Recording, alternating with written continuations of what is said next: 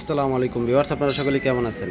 আশা করি ভিউয়ার সকলে অনেক ভালো আছেন। আপনাদের দোয়াতে আমি নিজে অনেক ভালো আছি। আজকে আপনাদের সামনে একটি মিনি আইপিএস ভিডিও নিয়ে চলে আসলাম। এখানে আমি আজকে আপনাদেরকে দেখাবো যে আমরা যে আইপিএসগুলো তৈরি করি ওই আইপিএসগুলো কীভাবে তৈরি করি, আর নর্মালি যে মার্কেটে আপনার আইপিএসগুলো কিনতে পান এই মিনি আইপিএসগুলো, ওই আইপিএসগুলো কীভাবে তৈরি হয়। তো আপনারা অনেকেই প্রশ্ন জাগান মনের মধ্যে যে আমাদের আইপিএসগুলোর রেট এত বেশি হয় কেন। তো রেট বেশি আপনাদের কাছে মনে হলেও আমার কাছে মনে হয় যে আমি যে মালগুলো ইউজ করি এই মালগুলো দিয়ে আমি আমার কাজের বিলটা রেখে আমি খুব বেশি একটা লাভে যে মালগুলো দিই তা না, সীমিত একটা লাভের মধ্যে আমি মালগুলো দেওয়ার চেষ্টা করি। তারপর আপনাদের কাছে মনে হয় যে আমি বেশি রেটে মালগুলো দিই। তো যাই হোক, আমি আজকে আপনাদেরকে একটু ক্লিয়ার করে দেব যে এই আইপিএসগুলো আসলে আমারটার রেট একটু বেশি হয় কেন আর এইগুলোর রেট একটু কম হয় কেন। কারণ এখানে যে প্রথমে আমি আপনাদেরকে এই আইপিএসের সিস্টেমটা একটু দেখাই। ভিতরে একটা ট্রান্সফরমার দেখতে পাচ্ছেন আর একটা সার্কিট দেখতে পাচ্ছেন। এইখানে যে সার্কিটটা আছে এটা হচ্ছে 2 রিলে একটা সার্কিট। এই 2 রিলে সার্কিটে আপনারা জানেন যে কখনোই ব্যাটারি ফুল চার্জ দিলে কখনো কাট করে বন্ধ হবে না। আসলে একটা ব্যাটারি বেশি দিন চালানোর জন্য ব্যাটারির যে চার্জিং সিস্টেম এমনকি ডিসচার্জিং সিস্টেম এই দুইটা সিস্টেমেই একদম ঠিকঠাক রাখলে তাহলে আপনাদের ব্যাটারিটা অনেক দিন চালানো যায়। তো এখন দেখা গেছে যে যদি আপনাদের এই সিস্টেমে এটা যেভাবে করা আছে, জানি না ভাই কোন জায়গা থেকে করা নিয়ে গেছিলো, এটা পাঠাইছে অনেক দূর থেকে আমার কাছে। এটা পাঠানোর কারণ হচ্ছে এটার মতো করে এই আইপিএসটার যে মালামালগুলো আছে, মালামাল বলতে শুধু ট্রান্সফরমার কুলিং ফ্যানটা আমি রাখতে পারবো, আর বাকি যে সিস্টেমগুলো আছে ওই সিস্টেমগুলোর মধ্যে আসলে আমার কিছু রাখার মতো নাই। তো এখানে যে মিনি আইপিএসটা আপনারা দেখতে পাচ্ছেন এটাতে অপশনগুলো কী কী আছে আর এটাতে কী কী আছে এই জিনিসটা আপনাদেরকে একটু ক্লিয়ার করে দেই। তো এটাতে যে সিস্টেমটা প্রথমে আপনাদেরকে এটার চার্জিং সিস্টেমটা একদম ডাইরেক্ট করা আছে, ব্যাটারি ফুল চার্জ হয়ে গেলে ওটু কাট করবে না। আর এটার চার্জিং এম্পিয়ারটা কখনোই হাই উঠবে না, কারণ হচ্ছে এখানে 6 এম্পিয়ার দুটি ডায়োড আছে। এই দুইটি ডায়োডের মাধ্যমে কিন্তু এটার ব্যাটারির চার্জিংয়ের জন্য ডিসি ফিল্টারিং করা আছে। তার পাশাপাশি যে এই ট্রান্সফরমারের যে আউটপুটের কেবেলগুলো এইগুলো দেখেন খুবই নর্মাল কেবেল। এটা 18 নম্বর একটি তার। এই 18 নাম্বার তার দিয়ে একটা ব্যাটারি 10 এম্পিয়ারে চার্জ করাতে গেলে আসলে এটা কতটুকু সম্ভব এটা আপনারা খুব ভালো করে জানেন। এটা কখনো সম্ভব না।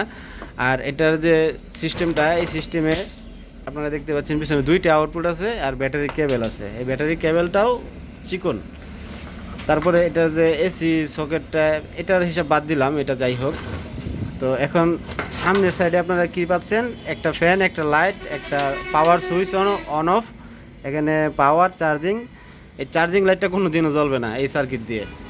কারণ এটা না জ্বলার কারণ হচ্ছে এটা ওটু কাটেই করে না, এটা জ্বলবে কীভাবে। যদি কানেকশন করে দেয় জ্বলার জন্য সেই ক্ষেত্রে এটা জ্বলেই থাকবে, বন্ধ হবে না কোনো দিন। এখন আসেন আমাদের মিনি আইপিএসটার সামনে।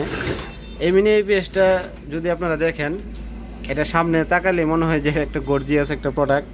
তো এখানে আপনারা 2টি ফ্যানের অপশন, 2টি লাইটের অপশন, এমনকি এসি পাওয়ার অন অফ করার জন্য একটি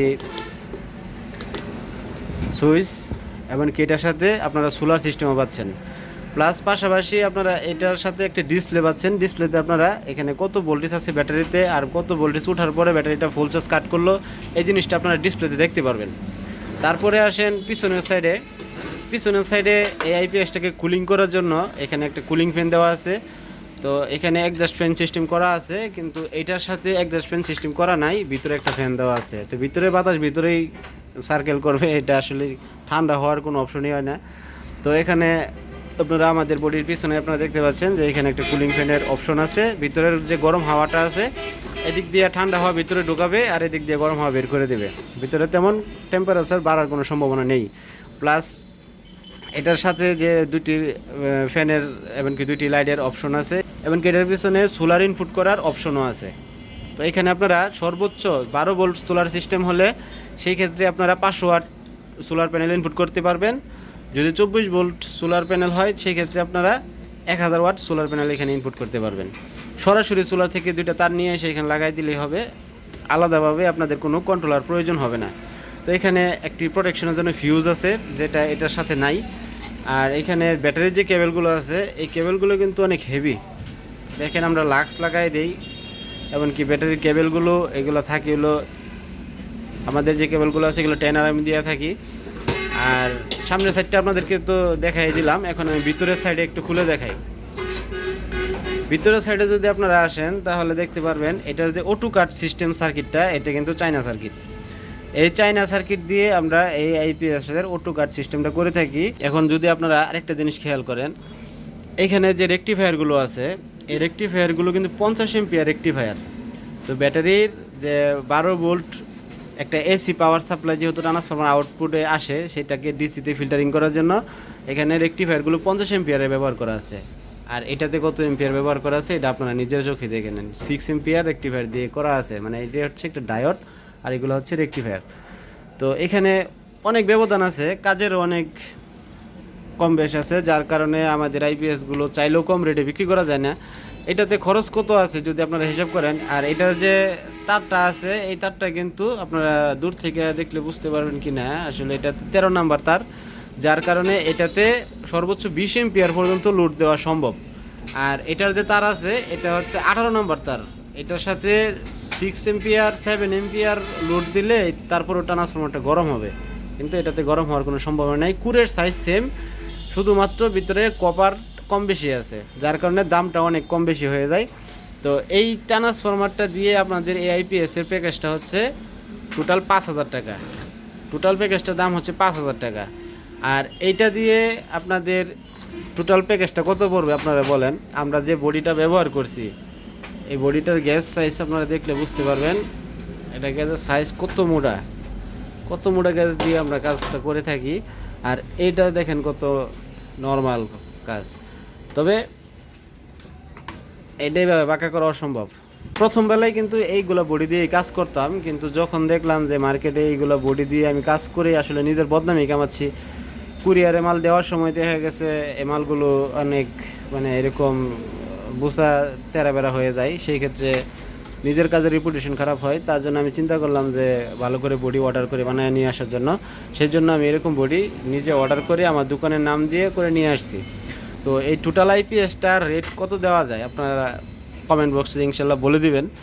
তো এটার টোটাল রেট যদি আপনারা হিসাব করতে যান তাহলে এখানে টোটাল খরচ আছে সর্বোচ্চ, যদি হিসাব করতে যান 2,000 টাকা সর্বোচ্চ খরচ আছে।